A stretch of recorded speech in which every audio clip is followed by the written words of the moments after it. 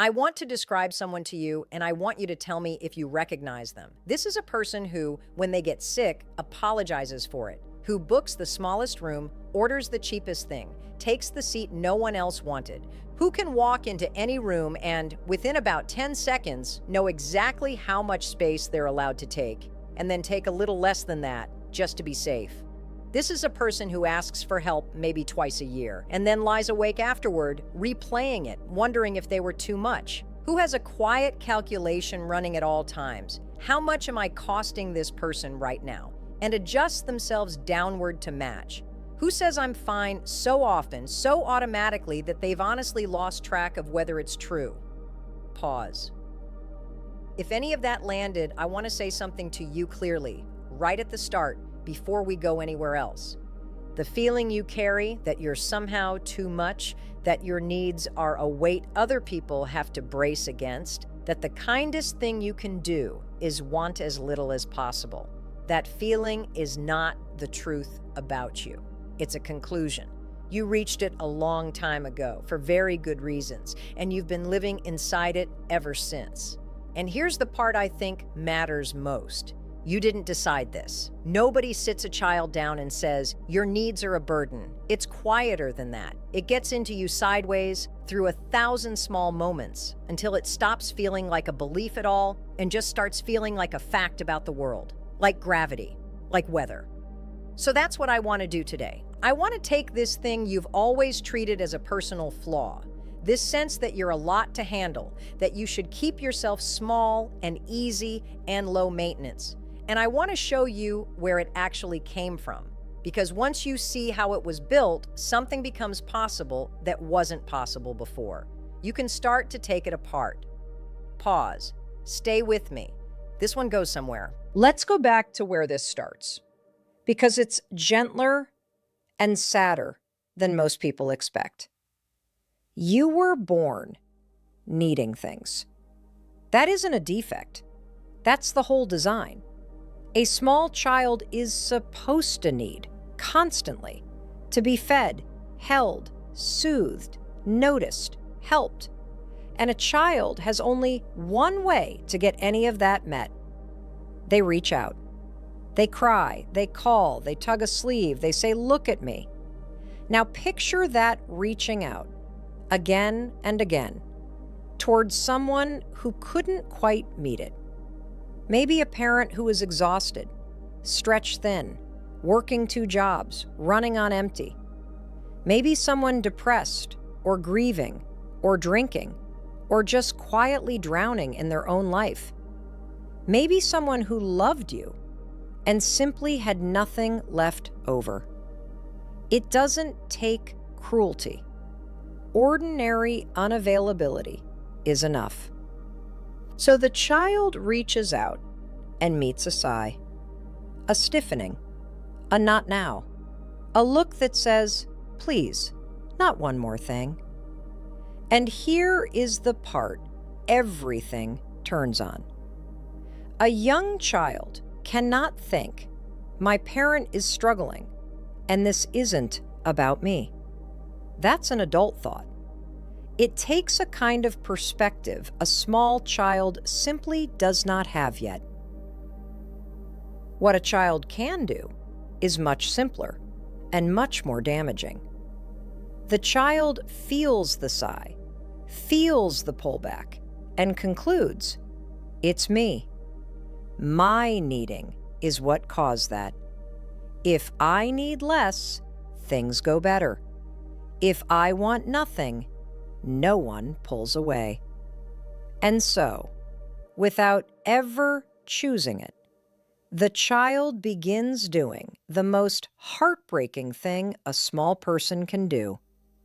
They start managing themselves. They go quiet. They get easy. They become no trouble at all. And it works. That's the part you have to understand. In that house, at that time, it genuinely worked.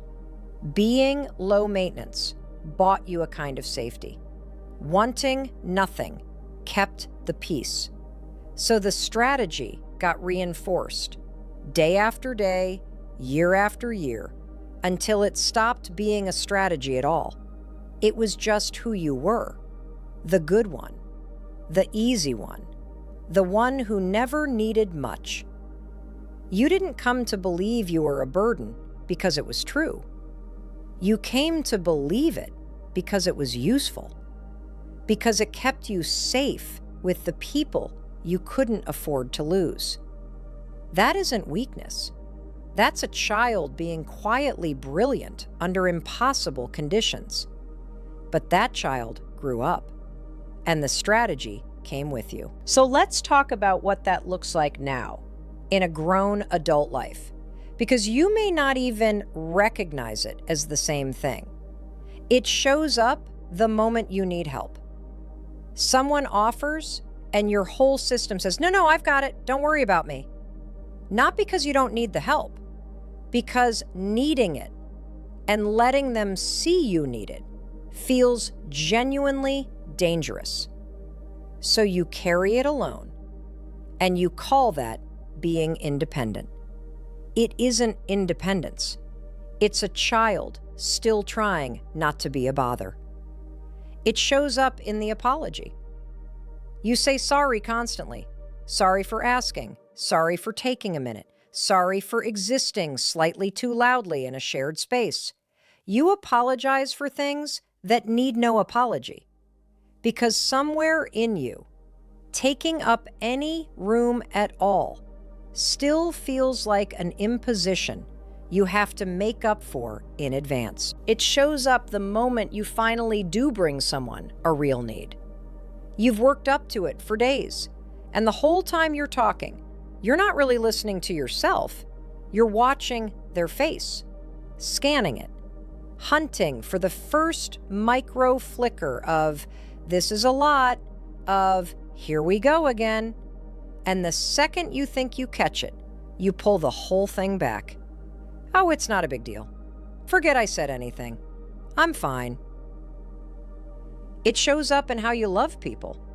You become the one who gives and never asks.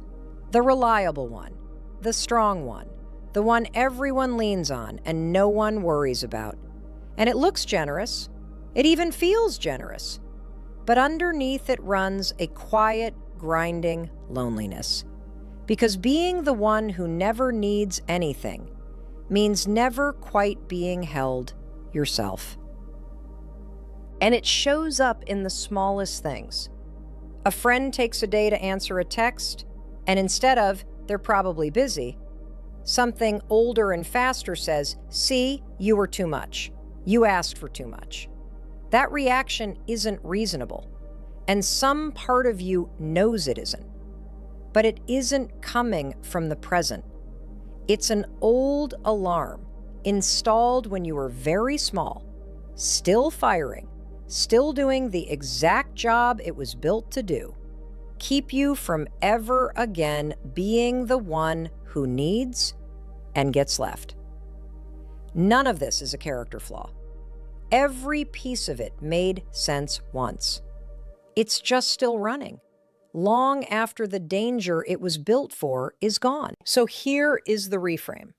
And I'd ask you to slow down for this part, because it's the whole thing. You were never a burden. Say it slowly. You were never a burden. What you were was a child with completely normal needs, born to people who, for whatever reason, and the reason matters less than you'd think, couldn't meet them reliably. And rather than fall apart, rather than make things harder for people who were already struggling, you did something extraordinary. You made yourself smaller. You took your own needs and tucked them away so they'd stop costing anyone anything. That is not the behavior of a burden.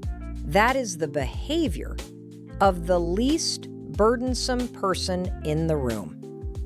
A real burden doesn't lie awake at night, worried about being one.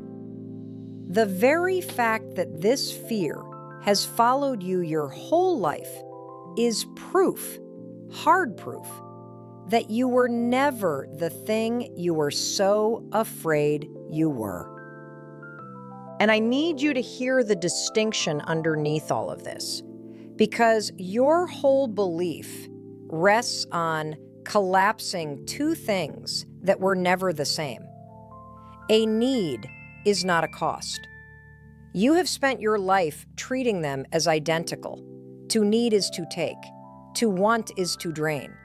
But that equation was only ever true in one specific place: a home that didn't have enough to go around. It was true there. It is not a law of the universe. Because here is what happens with the right people, the ones who actually belong in your life. When you let them see a need, a real one, they don't experience it as a bill arriving. They experience it as being trusted, as being let in. To the right person, your need is not a weight. It's an intimacy. It's the door finally opening. You learned very young that needing pushes people away. But that was the data from one room, one era, one set of overwhelmed people. It was never the truth about you, and it was never the truth about everyone. Being needed by you is not a tax the people who love you have to pay. It is quietly one of the ways they get to be close to you. You just were never shown that. Until now. So what do you actually do with this? Because insight is lovely, but on its own, it doesn't change much. You change this the way it was built, slowly, through repeated small moments in the opposite direction. Here's the experiment I'd give you, and I'll warn you now, it's going to feel much bigger than it looks. This week, ask for one thing you would normally handle completely alone. Small is fine. Let someone carry a bag. Say the actual sentence. Could you help me with this? Tell one person one true thing about how you're really doing.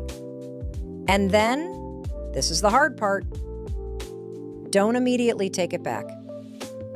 Don't add, but it's not a big deal.